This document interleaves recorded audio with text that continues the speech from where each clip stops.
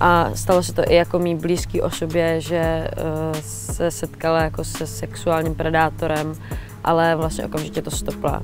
Ale vlastně bylo to tak, že probíhala nějaká konverzace a vlastně ten člověk, ten predátor, začínal onanovat před tím člověkem a vlastně mu začal posílat hodně nevhodné zprávy. Byl to nezletilý člověk, bylo to vlastně jako dítě.